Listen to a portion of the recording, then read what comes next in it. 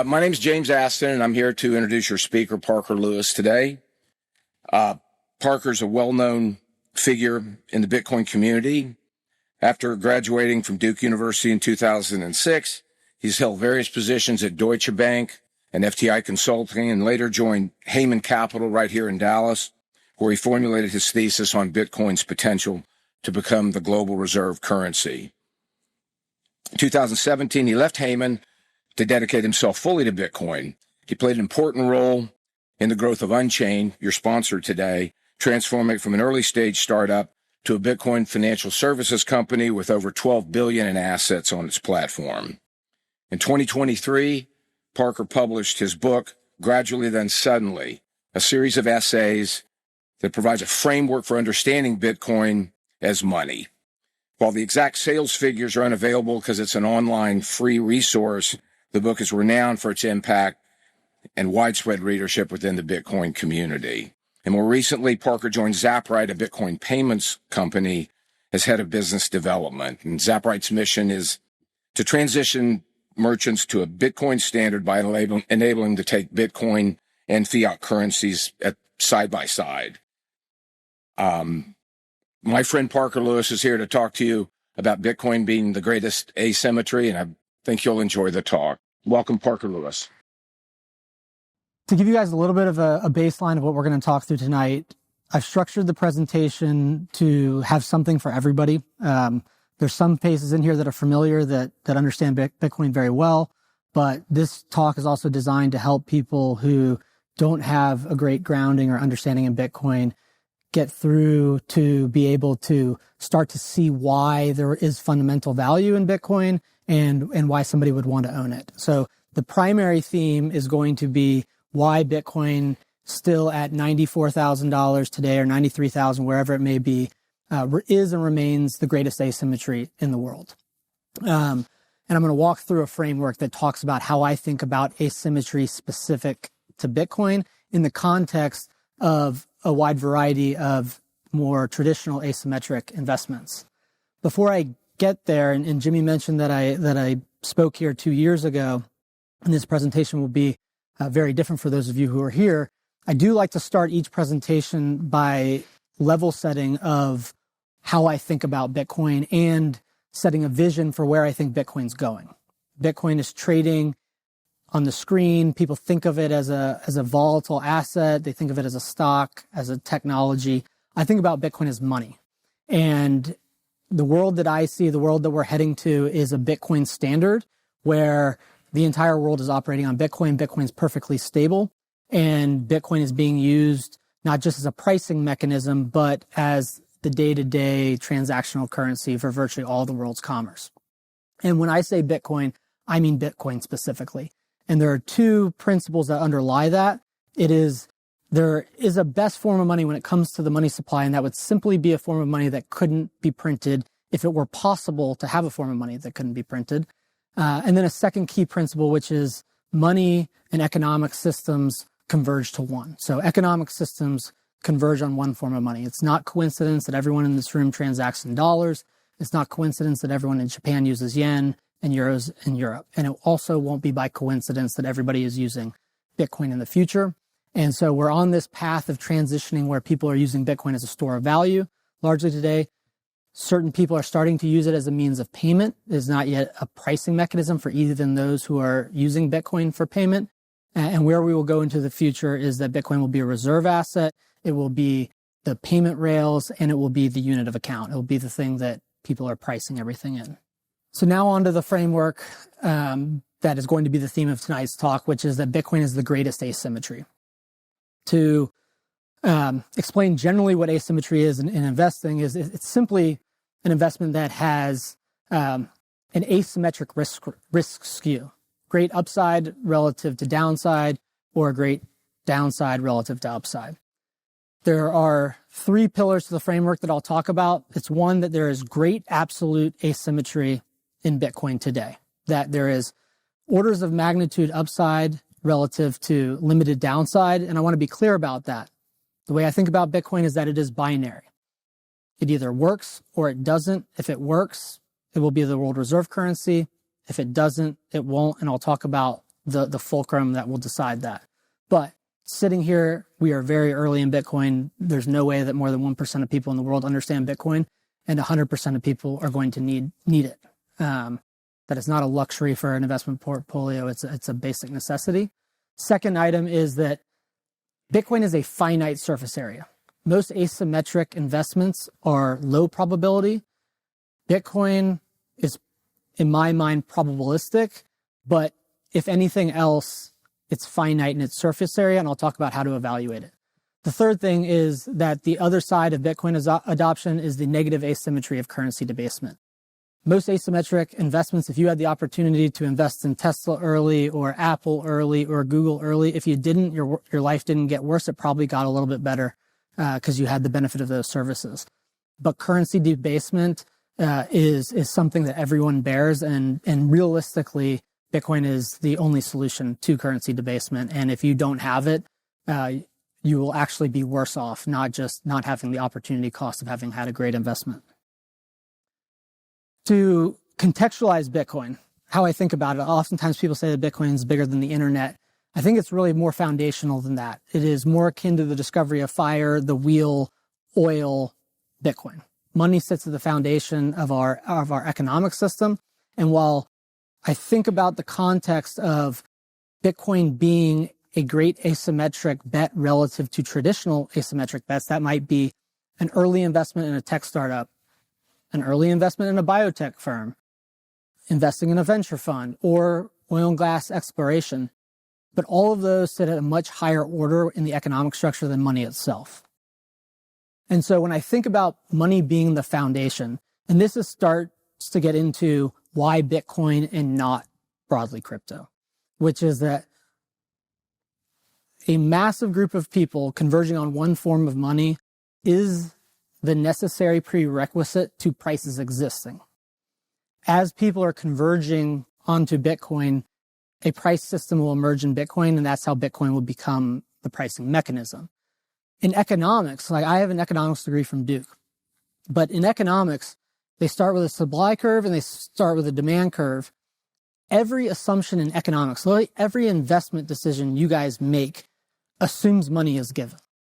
And it assumes price in that price quantity chart. It assumes you have something to set a price in. And so when you're thinking about an investment in a company and the cash flows of that company, you're assuming the money there to be good. And what I am saying is that the world is in a sea change where they're demonetizing various different forms of fiat money and adopting Bitcoin. And what could possibly be more asymmetric than the world adopting a new form of money? This gives some broad context to Bitcoin in the global financial system. Bitcoin today is roughly $2 trillion in value, to give a sense of, because there is a negative psychology to someone staring at Bitcoin. They might have had the opportunity to buy it at 1,000, 2,000, 5,000, and here it is, it's 94,000, 93,000. I missed it. Bitcoin is worth approximately $2 trillion today, and if you look across real estate, equities, bonds, the actual money assets, which are 129 trillion, you get to a global asset value of 1,000 trillion. That the way that I see this playing out as the world adopts Bitcoin, all of these are a fraction of Bitcoin's 21 million supply. That the maximum that they can each earn in terms of the value of a piece of real estate or the value of a company is Bitcoin being the cash flow. I have individual companies here, NVIDIA, Apple, Google, Microsoft, Amazon. Each of those companies, single companies, is worth more than Bitcoin in total. If I add up the 10 market caps of those companies, they're worth more than all the cash that exists in the broadest sense of the world in America. And Bitcoin is ultimately going to reprice all of those assets. NVIDIA is going to need Bitcoin. Apple's going to need Bitcoin. Google, Microsoft, each one of those companies is. And people who own real estate, they're going to be collecting their rents in Bitcoin. This is the fulcrum. So this is the second part of the framework. So the first part is there's great absolute asymmetry in the world adopting a new form of money. And if you understand how early we are and that you're not late and you get over that negative psychology and you have a vision of where we're going, you will recognize that the positive asymmetry is significant for a current holder of the currency.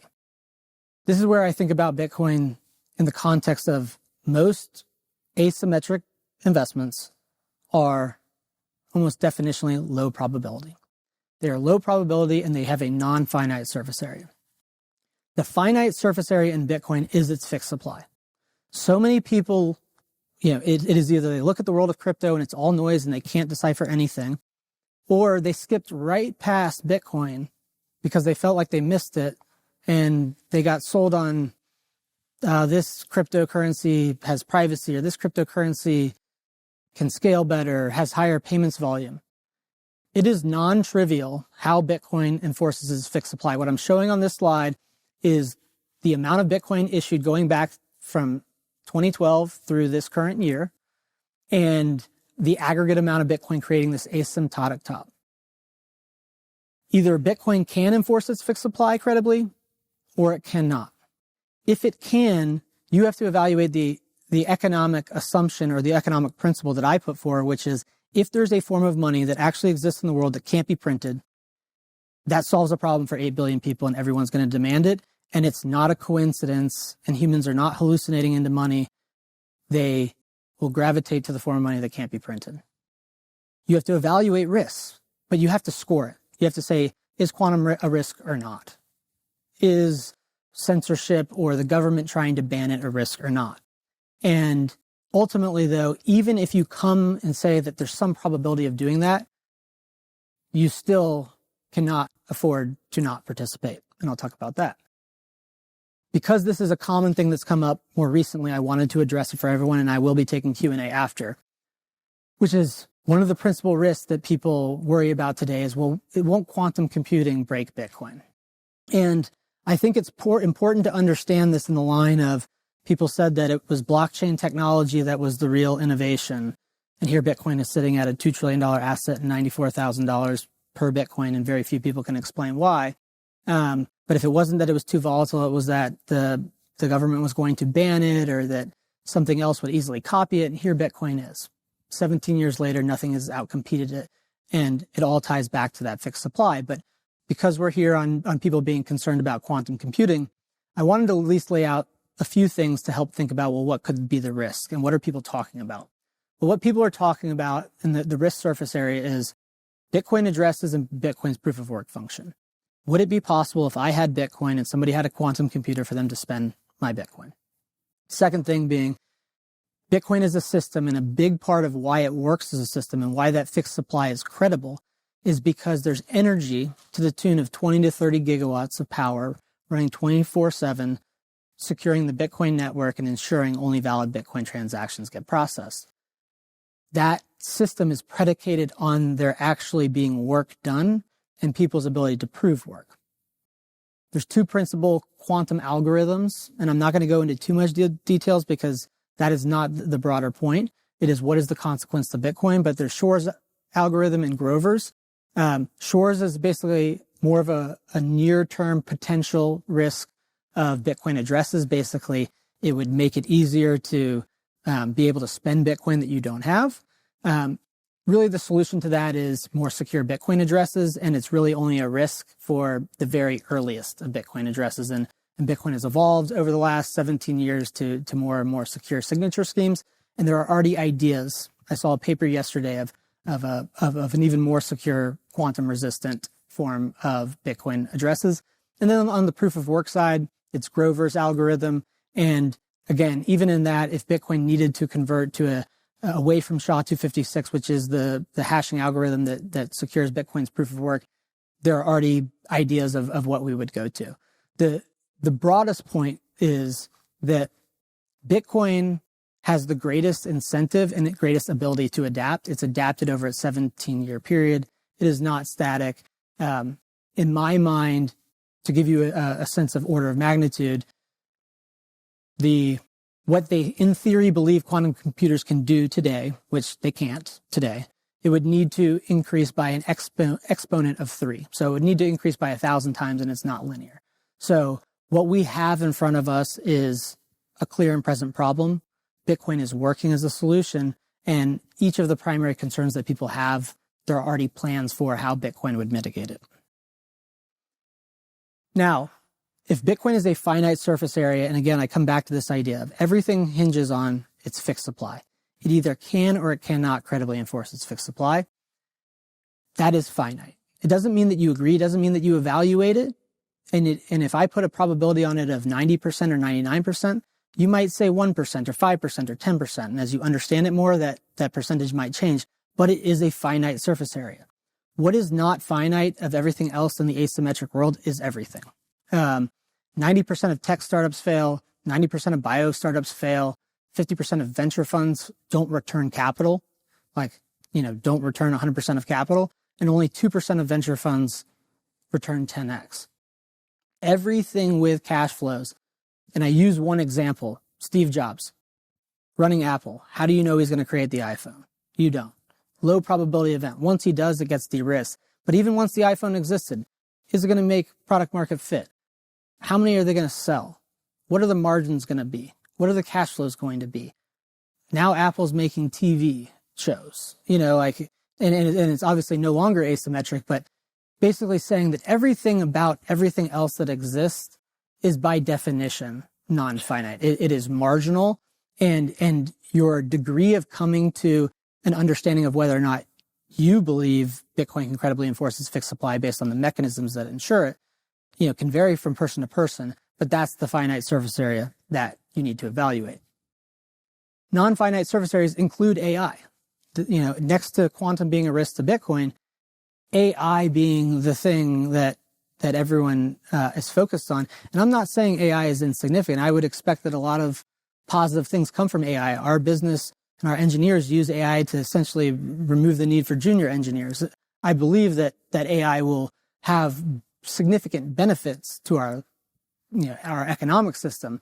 But at the same time, AI and anything in that world is both downstream from Bitcoin and non-finite in its surface area. And one of the ways that I conceptualize that is Bitcoin, and the thing that secures it is literally the extraction of energy resources, the conversion of those energy resources to power, and the consumption of that power literally at the source of power.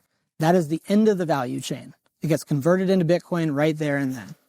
From that power source, everything in the AI world has to be further refined, sold to end customers, which one's going to win, who's going to win one segment of the market. Again, my only point is that it is non-finite in its surface area. The probability that you would have to ascribe to any one in the space is necessarily going to be dependent on your evaluation of the finiteness of its surface area. Now, when it comes to, let's talk about Bitcoin and how it has changed over the last few years. So I spoke here 2 years ago, and I picked out significant milestones to give you a sense just from that point. The Bitcoin hash rate, which is a way to quantify not the amount of power, but the amount of computing power that sits on top of that, securing the network, that this is basically showing that 2 years ago it was 400 exahashes in order of magnitude. It is more than 2.5 times that today. So more and more power comes online. The Bitcoin network is becoming more and more secure. And one thing that I will note when I think about this in terms of Bitcoin's probability of success, that as the system becomes more secure, this chart looks a lot less volatile than the price of Bitcoin. The people that are actually investing in mining, if you are going to invest in $1 billion project that takes 3 to 4 years to complete, or you could just have the Bitcoin today, you necessarily need to have more information than the people that are just buying Bitcoin day to day. So this continuing trend being positive is significant. Blackstone launched their ETF in the beginning of 2024. A significant thing, I'm working in the payment space. We work actively with the guys at Square, but Square recently launched Bitcoin payments, which means that now any of the 4 million merchants at Square, anytime you go to a coffee shop, that business has the opportunity to click a button and turn on Bitcoin payments. And that is going to be looked back upon in my mind as a watershed moment in Bitcoin. The state of Texas just last month bought Bitcoin for the first time. States don't just buy assets without legislation first being passed and a lot of deliberation. And it's the first state to do that. The United States has created an executive order to hold Bitcoin that it has seized, but Texas as a state is the first public entity or at least like state, local, federal government to actually buy Bitcoin. And that happened in November. And just recognizing that we're 17 years in, that fixed supply has been enforced credibly for 17 years. And if anybody, I can promise you, if anybody could create money, they would create money. And at least to this point, they have not been able to. But I'm going to talk about two specific things within here in Bitcoin's increasing probability of success. This is a case study that ERCOT, so ERCOT is the grid operator here in the state of Texas, created in 2024, highlighting how Bitcoin miners responded during a scarcity event in a winter storm. And the blue line, or sorry, the blue area chart is the actual demand from Bitcoin miners, and the line chart is the price. And without any decree by a government saying you need to turn off, the Bitcoin miners turn down. And as they turn down, you see the price collapsing. And then as the price collapsing, the miners come back up. And then the price spikes again. The next day, early in the morning when it's very cold, the miners turn off again. And the thing is that Bitcoin and mining is a case study for grid stability. Currently, in just ERCOT, it's 3 to 4 gigawatts. But at this time in 2024, it was about 2.2 gigawatts. Point is, the more of this that exists on the grid, the more reliable the grid becomes, because rather than turning up expensive generators, Bitcoin miners can turn down, which is a less economically costly exercise.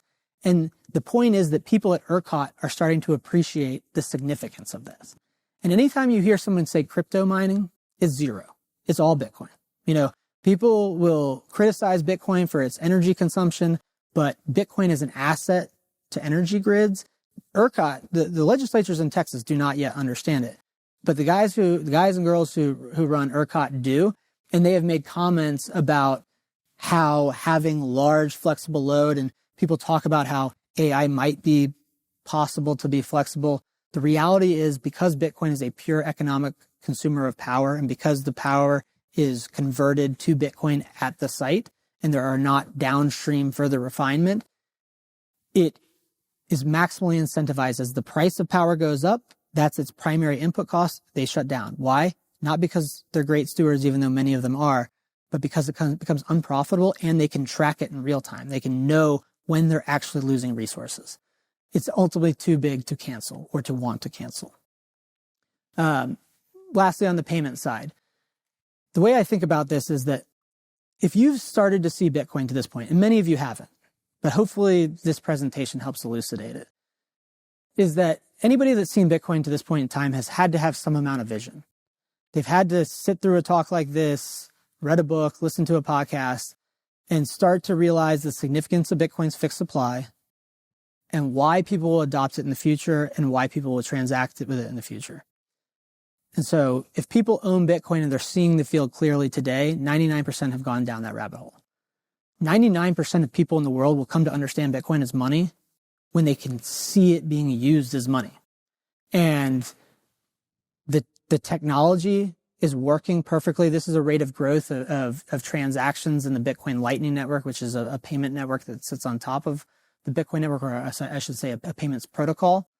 But also day-to-day, everyday people. We work with doctors, lawyers, conferences. We have a conference in Ireland that uses our platform to accept Bitcoin as payment. Bulgaria, 2 conferences in Japan, a number here. Just normal, extraordinary, everyday people that 99% of the world doesn't see how Bitcoin could be money, and they're racing ahead and already taking it. But even at that time, Square turning it on is even more significant because it's going to pull that many more people in.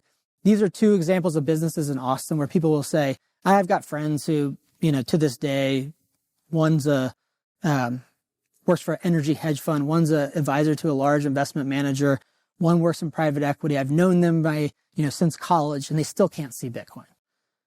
And they'll say, but you can't do anything with it. And I say, well, now in Austin, I can go get eggs, milk, beef, 7 days a week, pay in Bitcoin. The rancher takes it. The rancher loves it. I can go down to the coffee shop and pay in Bitcoin. And then they'll say, but if it's going to go up, why do you spend it? Yeah, it's like a circularity. But my point is that as more people see more places adopting Bitcoin, more people using it, that is actually how 99% of the world are going to come to understand Bitcoin. The people that are early and lucky will understand it because they spent the time to sit in venues like this or actually consume primary education and consciously consider it, but that won't be most people. And this really closes the mental loop. Now this gets into the third framework. So if the first is as to why Bitcoin is the greatest asymmetry that exists in the world, it's first the absolute amount of risk skew. Orders of magnitude up versus one down. Second is low probability of investments that are typically like that, but because Bitcoin has a finite surface area that you can evaluate, that it either can or can't. And as it grows, the larger that it gets, the more decentralized that it gets, the harder it is to stop, the harder it is to fail. The third thing is this negative asymmetry to fiat debasement. And I'm going to talk about hyperinflation, which is an uncomfortable thing to talk about. And I don't talk about it to be a doomer. I'm a very optimistic person. I think that Bitcoin is going to ultimately serve to be an economic foundation that if we didn't have, we would all be in a far worse place. But there inevitably likely will be some economic instability. But the first slide to go into this idea of negative asymmetry of fiat, and this is a slide that I'm borrowing from the presentation I gave 2 years ago, which is there's this Sesame Street saying, which is one of these things is not like the others. And what I'm showing on this slide is Bitcoin relative to dollars, relative to euros, and relative to yen, and showing the rate of change of each currency from 2011 to 2025. So over a 14-year period. The first set of charts is Bitcoin, and basically its rate of issuance going down and down and down and down, but also very predictably. And then the other three are an increase, a decrease, an increase, a decrease. Ultimately, in 2020, you can see that the dollar, euro, and yen all significantly were increased by more than 20%. The dollar increased in supply by nearly 80%. The euro, 50%. The yen was the best at just over 20%. Ultimately, the both printing of money and the subtraction of money causes the economic system to fracture, but ultimately over time, they have to print money for very finite reasons. So now this is the finite surface area of QE. Left chart is showing interest rates. First, the great financial crisis with interest rates going to zero. Then in 2016, 2017, trying to raise interest rates, again returned to zero. 2022, raising interest rates, now they're dropping interest rates. The Fed is basically in a catch-22 right now. The inflation still exists. Life is still unaffordable for the vast majority of Americans. And the Fed is lowering interest rates. And the only way to really lower interest rates, there's a lot of fancy words that the Fed uses, is printing money. And the right side of the page is the various different episodes of quantitative easing that the Fed has pursued since the great financial crisis. Ultimately, between 2008 and 2022, the Fed created $8 trillion new dollars. They've since withdrawn about $2.4 trillion. They are going to have to create trillions more to prop up the credit system, not just to keep interest rates low, but to prevent an all-out credit collapse. This thing does not keep happening for random coincidence. It happens because the debt system is ultimately unsustainable. This is why they always have to print money. There's too much debt and not enough dollars. Starting in 2007, so I think most of you guys were around for the great financial crisis, some of you maybe not. There was $52.7 trillion in dollar-denominated debt, and that's just very vanilla debt in the U.S. system, and there were only $900 billion, and that's Fed reserves, that's base money. The framework that I think about it in is we had a debt problem, and there's two ways to solve a debt problem. You either let the debt go away, you restructure, bad debts are written off, or realistically, because the system is so leveraged as a function of the Fed, they have to print money, otherwise the system would collapse. So if we went from an unsustainable credit system in 2007 of $52.7 trillion, today that number is $104.4 trillion. The amount of debt has doubled. The way the whole system works is they put more money in the system that causes the debt to grow. They then attempt to take it out, find that they can't and have to put ever more in. And so one of the things that I'll show you from 2023 to 2025 is that while they're taking money out of the system, so they've taken between 2023 and 2025, 1.4 trillion reserves out. And these are the numbers that actually matter. This is the money that the banks have. The amount of debt that exists in the system has increased by 8 trillion. What they're functionally doing, whether they think about it this way or not, is re-leveraging the financial system. They deleveraged it by putting more money in, and they are re-leveraging it as they take it out. It's impossible to predict what breaks, but the math doesn't add up. People talk about AI and they're going to grow their way out. We got to grow our way out of the debt. It's a math problem. You've got 104.4 trillion of vanilla debt and only 6.6 trillion actual dollars. You cannot grow your way out of that problem. Realistically, anything that increases productivity induces a credit collapse. And whether that happens or not, eventually the market figures out that they're far more than a few shares short. Everyone tries to sit down at the same time and the Fed has to print money. Just today, I didn't include the quote on the prior slide, is that the Fed announced that they're, for technical reasons to address market liquidity, starting to buy assets again. That's code for printing money. They're always going to have to do this, and this is where the idea gets a little bit uncomfortable. People don't like to think about hyperinflation. They might have read about the fall of Rome and the clipping of coins. They might have, understood that Venezuela and the bolivar has collapsed. The Argentine peso has effectively hyperinflated 3 times. Turkey's a nightmare. Weimar Germany, World War II. It's the end game of fiat. And when you're sitting in it, you don't want to think that it could happen here, but that isn't logic. And ultimately, wealth is destroyed when money fails, and money fails when it's created without cost. And that's the reality that we exist in. They just stopped making pennies because it cost 3.69 cents to create 1 cent. But the reality is it cost 0 to produce $5 trillion, which is what they created from 2020 to 2022. That's the dilemma that we're all living with. And avoiding the thought exercise doesn't actually solve the problem. And this is where we get to the conclusion.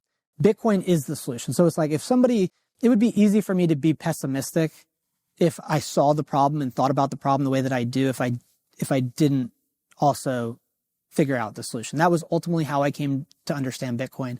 I recognized first why they were always going to have to print money. And then I thought, well, maybe gold will be it. And then Bitcoin started to click. I started to understand why Bitcoin has fundamental value. That this is the ultimate dilemma. $7 trillion to $104 trillion of dollar debt that's stacked against it. And the 21 million fixed supply is the answer to that. This is the debt is just the US, but every central bank system is designed the same way.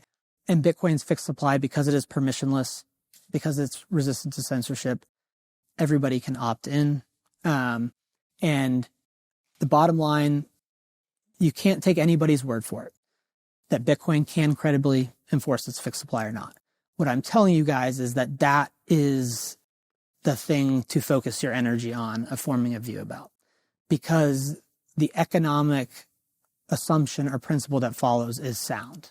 That if it is true, that is the reason why the world will adopt Bitcoin en masse everywhere in the world. And fiat doesn't last forever. There have been 51 instances of fiat hyperinflation. It is what happens to fiat. The marginal cost of fiat is 0, and that's where its value is going. And then what you have to think about is what other options exist. I first evaluated gold. I don't think that we go back to the thing that was broken that allowed this fiat system to spawn. And I believe that Bitcoin is the solution. The other side of the calculus when it comes to asymmetry is I don't even have to be right. It's whether or not you guys can afford to be wrong. Because even though I've developed a very strong view and have a very detailed knowledge of this, if you weight what I might weight at 90% or 99% at 1%, the answer is the same to be exposed to Bitcoin, just at a different threshold. You have to evaluate the key risks. I talked about the risk of quantum. I honestly think that is a distraction. It's not to say that it's not a risk. It's just that the fiat system is destabilizing today. And we're talking about theoretical, literal quantum leaps, like non-linear, like not things that are even imaginable to do physically or computationally, that would have to advance all at the same time that the fiat structure is fracturing. The more realistic ones would be a Executive Order 6102 type ban when the government banned gold in 1933. What I would say to that is that Bitcoin is a perfected form of money, and it's infinitely harder to stop or harder to own than gold. And like the state of Texas has found, they're going to need Bitcoin too. Every government's going to need Bitcoin. The less clear ones, I would say, are censorship. This is the one that I look to. It's if it were possible to censor a single Bitcoin transaction, that would be a sign that Bitcoin is not sufficiently decentralized to credibly enforce its fixed supply. But also there is fiat destabilization. Bitcoin is predicated on nodes being up and energy being consumed. And the framework that I've developed is that the money itself, the Bitcoin, is what will help the power resources stay up and the energy system stay viable. But that is a risk that, if fiat hyperinflates, is there power to power the Bitcoin mines? But it's really, in my view, the fact that money exists and the sound money that will allow those turbines to continue to spin. This is how I see us getting to a Bitcoin standard. Again, I see this in 8 to 10 years.